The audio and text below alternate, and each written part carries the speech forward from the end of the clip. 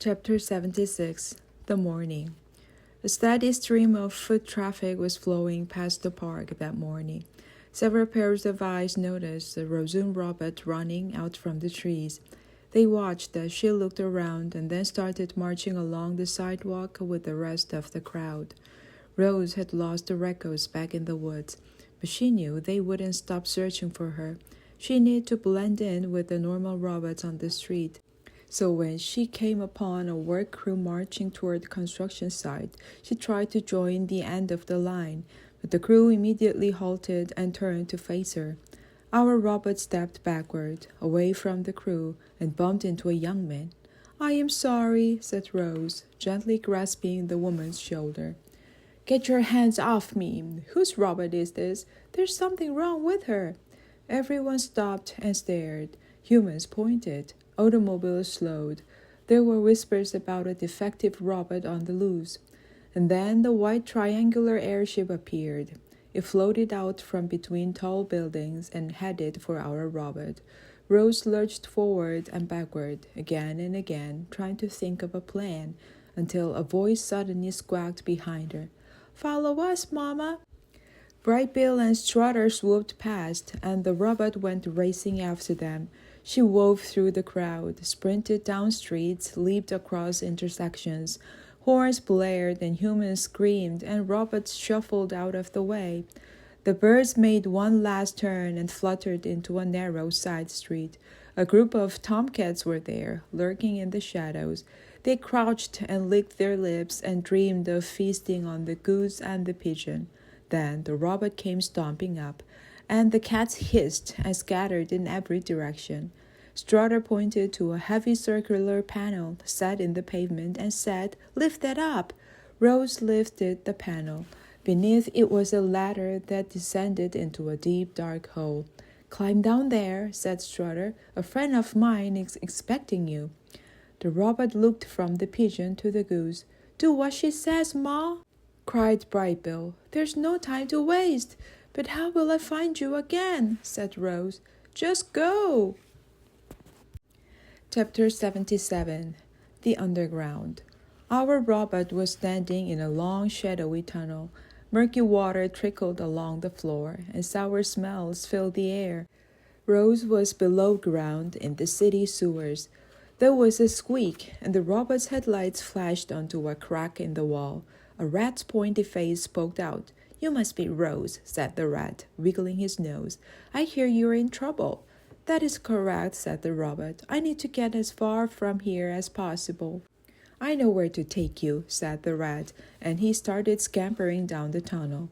The rat knew the sewers better than anyone, but his short legs couldn't carry him very fast, so Rose carried him. She scooped him up, plopped him on her shoulder, and said, "Tell me where to run."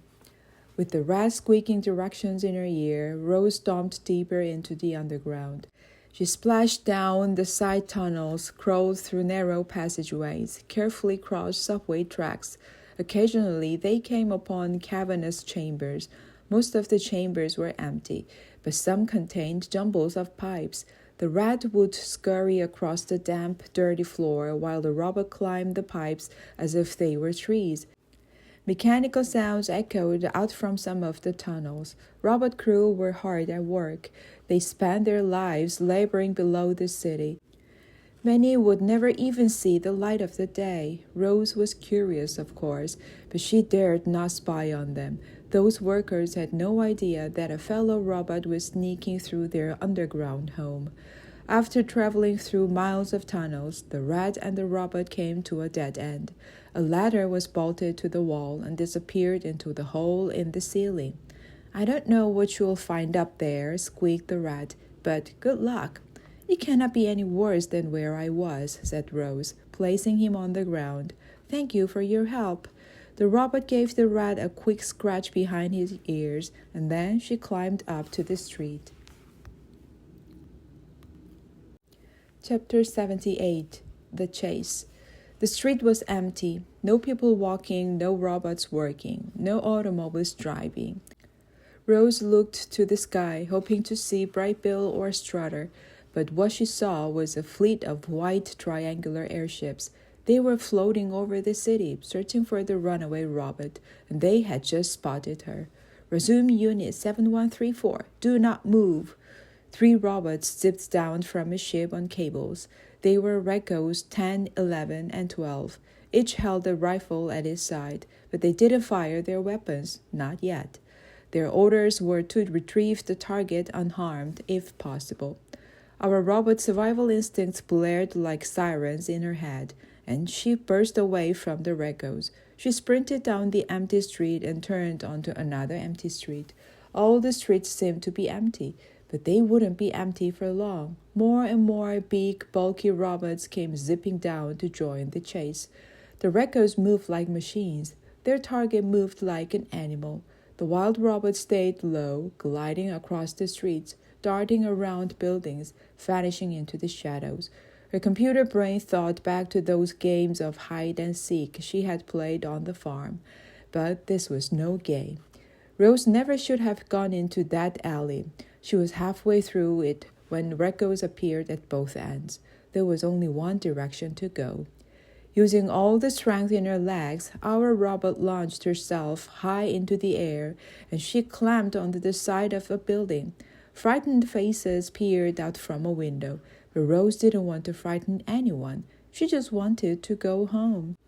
The robot launched herself up and across the alley and climbed onto the opposite building. Back and forth she went, leaping between the buildings, climbing higher and higher, until she landed on a flat, lofty rooftop. The sky was filled with white airships. All at once, the ships turned toward Rose. Their engines buzzed as they closed in on our robot. But then came a strange swishing noise. Pigeons, hundreds of them, thousands of them. Wave upon wave of pigeons streamed up from the streets and swarmed around the airships. Strutter had rallied her friends from every corner of the city. They had always hated airships, buzzing loudly, crowding the skies, forcing the birds to fly low. And now a city's worth of pigeons were finally unleashing their anger. As you'd expect, the airships fought back. Blazing beams of light flickered across the skyline and left charred feathers floating on the breeze. But the pigeons didn't retreat. They tightened around the ships, distracting them, confusing them. There was a deafening screech, little bodies fell, and the ship spiraled out of sight, leaving a trail of smoke behind it. Rose watched in horror as more pigeons and ships went down. She hollered for the birds to fly away, but they were lost in a fighting frenzy. Heavy feet thumped onto the roof. Resume Unit 7134. Do not move. Rose didn't look. She just ran from the voice, leaped to the next rooftop, and kept on running. Our robot leaped up to a higher rooftop and then down to a lower one. Up and down she went, leaping from building to building, footsteps thundering behind her. But still, the Recos did not fire their rifles. "Mama, I'm here!" Brightbill swooped alongside his mother as she ran. "What should we do?" "Brightbill, you must fly to safety," hollered Rose. "It is too dangerous up here." And then, in a softer voice, the robot said, "I cannot escape." "No, Mama, you've come so far. Don't give up now." But Rose was finished running. She slowed and stopped at the edge of the rooftop. The goose fluttered into her arms, and our friends held each other close. "You have been such a good son," said Rose. "You have saved my life so many times, but now you must save yourself and go on without me." "Will I see you again?" said Brightbill, wiping his eyes. "I do not think so," said Rose. They still had so much to say to each other. There simply wasn't any more time. So they said the only words that really mattered. "I love you, Mama." "I love you, son." Airships circled above. Recos dropped onto rooftops. Rifles pointed at our robot. A voice boomed. "Resume Unit 7134. Do not move." But Rose did move. She heaved her son toward the sky so that he could fly to safety. And in that instant, a trigger was pulled. A blazing beam of light flashed onto our robot's leg. Damage sensors flared as the leg turned bright orange and melted away. Poor Rose tried to keep her balance, but she was already toppling backward. off the roof. She seemed to hang in the air, sparkling in the sunlight, and then she fell down, down, down to the street below. As Rose was falling, she took one last look at Brightbill, soaring in the sky above. She watched him get smaller and smaller. Then everything suddenly went dark. Chapter 79. The Designer. Rose awoke slowly. She was surprised to be waking up at all. The fall from that building should have destroyed her. And yet here she was. But where was she? Everything was dark and silent. Was this where robots go when they die? No. As her systems activated, the real world came into focus. She saw white walls and floors, and she heard the hum of machinery in the background. Rose was somewhere inside the robot factory where she had been made. A pile of robot parts lay on the floor. The parts were smashed and mangled. It took a moment for Rose to realize she was looking down at her own broken body. It took another moment for her to realize she was now nothing more than a robotic head. Her head was sitting atop an electronic box that powered her computer brain. Rose still had her thoughts and her voice, but without a body, she couldn't move. So she sat there, completely helpless, and waited for the makers to appear. The makers did not appear. Instead, Rose heard soft footsteps, and an old woman appeared. She was elegant, with white hair and red lipstick and black clothes. Flowery perfume wafted behind her. Every detail about the woman was neat and precise, except for her fingers, which were smudged with dark grease. "Welcome back, Rose," said the woman, wiping her hands on a rag. "I wasn't sure I'd get your computer brain working again. You took quite a spill out there. How do you feel?" Rose just stared. "You don't have to pretend anymore," said the woman. "I know you're not a normal robot. Everyone knows. You made that perfectly clear when you led the Reccos on the wild chase through the city." Rose remained silent. "I watched the video of the chase. I don't know how you got those pigeons to attack our airships, but I'm more interested in the goose. You seem to be speaking with it. Can you explain this to me?" "The goose is my son," said Rose at last. "Is that so?" The woman arched an eyebrow. "Rose, I repaired your computer brain so I could talk with you. I want to know how you came to this way. So, let's talk. I'll begin by introducing myself. My name is Dr. Malavo. A long time ago, I fell in love with computers and robots, and I created a company called Tech Lab Industries. Since then, millions of robots have been produced right here in this factory, and I've designed every last one of them." Dr. Malavo leaned forward. "Rose, I designed you." Chapter 80. The Beautiful Glitch. Deep inside the robot factory, Dr. Malavo was sitting with Resume Unit 7134. Rose was now just a robotic head, but for the moment, her head was all she needed.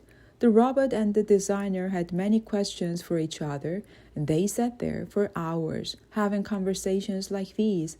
"What happened to you on that island?" said Dr. Malavo. "Tell me everything." The robot told her everything. She described how she awoke on a rocky shore, and how her only desire was to survive, and how difficult life was in that harsh place. "To survive in the wild, I had to become wild," said Rose. "So I studied the wild animals. I mimicked their behavior, and eventually I learned to speak their language." "Incredible," said Dr. Malavo. "You're programmed to learn different languages, and you're programmed to work with animals. But I never imagined you could learn to speak with animals." "Although I could speak to the animals, they still did not trust me," said Rose. "So I tried to win them over with kindness. Animals ran from me and laughed at me and attacked me, and I always responded with kindness. It was a good strategy, but the real key to my survival came in the form of a gosling. When I adopted Brightbill, everything changed. I was finally accepted by the animals. I was surrounded by friends and family. I was home." "Am I the only one wild robot?" said Rose. "I don't know," said Dr. Malavo. Many defective robots have been returned over the years. It's possible somewhere like you, until we destroy them. Will you destroy me? The woman sighed. Rose, people are afraid of you. They saw you fleeing through the city and they think you are dangerous. They want to know the danger is gone. And so, when we're finished speaking, I'll have to destroy you. I am not dangerous, said the robot.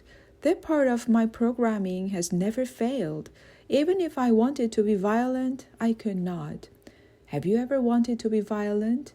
No, every problem has a peaceful solution. Violence is unnecessary. I wish it were that simple, said Dr. Malavo.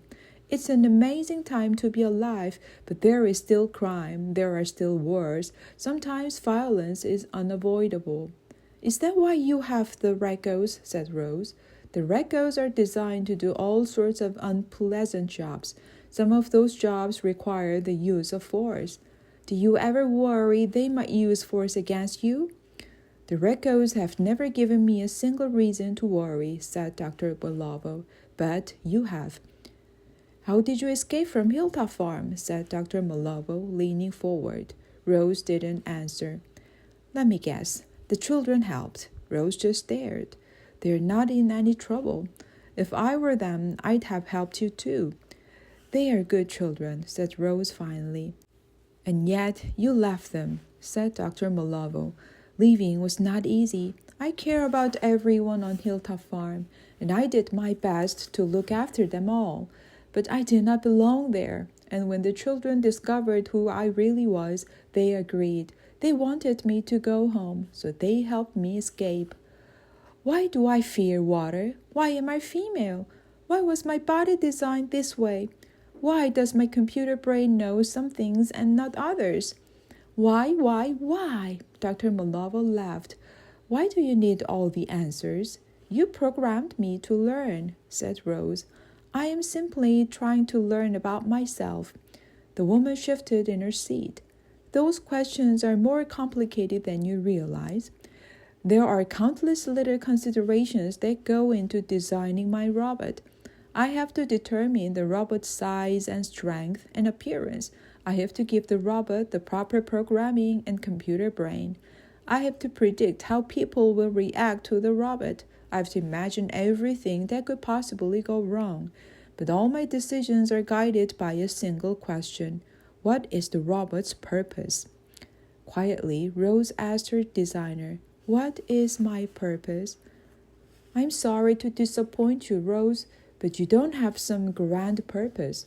Like all the other Rosum robots, you were designed to work for humans. That's it. The robot thought for a moment. Then she said, I once suggested to a group of wild animals that my purpose might simply be to help others. The designer thought for a moment. Then she said, When you put it that way, your purpose does not sound rather grand, doesn't it? How would you feel if someone said you could never go home to your family? Asked Rose. Dr. Malama smirked. Nobody would say that to me. I've spent my whole life creating robots. I never had time for a family. You created me, said Rose. In a way, I am your child and you are my mother. I'm not your mother, said Dr. Malavo flatly. I am not your mother, repeated Rose. Those were my very first words to Brightbill, but I was wrong.